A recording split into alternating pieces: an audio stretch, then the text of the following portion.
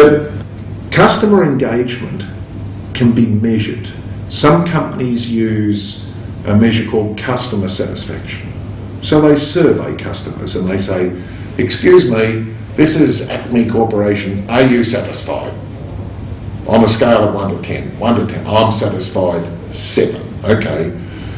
I don't think, and a lot of companies are now finding that satisfaction is not a real measure that can be trusted. So there's a thing now called Net Promoter Score. You familiar with that? I've heard of it. Net Promoter Score. NPS, very popular around the world with lots of companies. And what happens is after an encounter, typically, for example, with a call centre agent, the customer will be surveyed and the question is just one question. Would you recommend our product or service or our customer service, based on your experience, would you recommend us to someone else? 1 to 10. Yes, no, maybe. All right?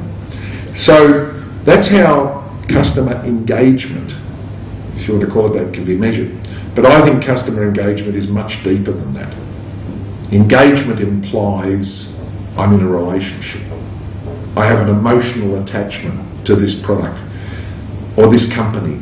You know what? If someone comes and offers me the same thing for less, I'm not going to move because I have a relationship with this company. You know, if I fly on that airline, they give me a transfer from home. You know, I get a car, for example, if I'm a business person flying a business car. So when I go to the airport, you know, when I'm on the aeroplane, they give me a free drink, or they do this or do that.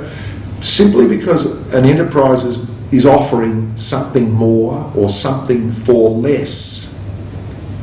If I'm engaged with my telco or airline or gas company or bank, and I feel I have a relationship and I feel they know me, I feel they listen to me, I feel they understand me, and when I want to talk to them, they let me connect with them and they help me to a level that I'm satisfied with so that I feel comfortable about my relationship with them, then I'm engaged. It's as simple as that.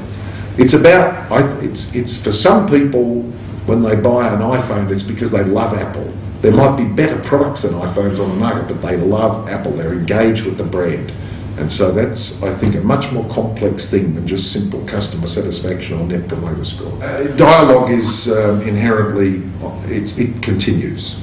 A dialogue continues.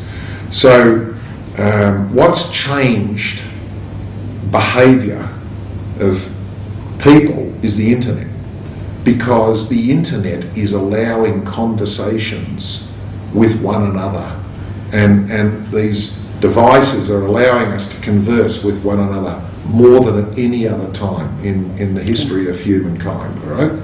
So we are moving into a pattern of being able to hold a dialogue with one another. On Facebook, for example, I got hundreds of friends. I mean, I know nothing about Facebook, but I've suddenly managed to accumulate all these friends. And I watch the dialogue they have with each other, and it's just this, I feel I can look into their lives to a degree. But I want that same relationship with a company. You know, if I fly with an airline all the time, it's fine to have a frequent flyer card.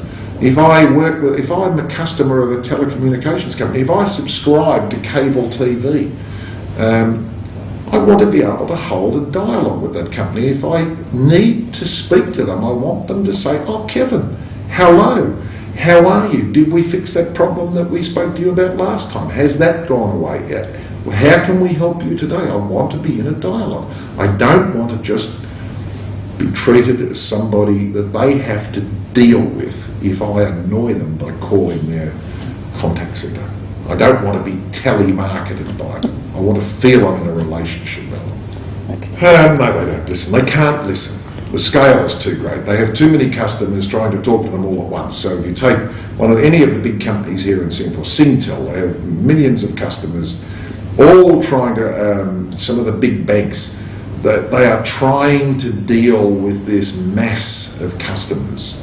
And so it's very difficult to think about how they're going to manage individual relationships. But the place to start is when a customer tries to connect with them, to speak with them, not putting them into a queue, not holding them in a situation where they don't know when they're going to get answered. They're listening to music, they're listening to messages about how important they are, but they're sitting wasting their time trying to speak to this company. And the problem then is, by the time they speak to an agent, they're frustrated, so they're probably a little grumpier than they should be, and the poor agent is under-trained and under-engaged to deal with this, so they might respond. And so the very beginning of holding a relationship, I think, is to allow customers to connect using the capability they have with these new devices.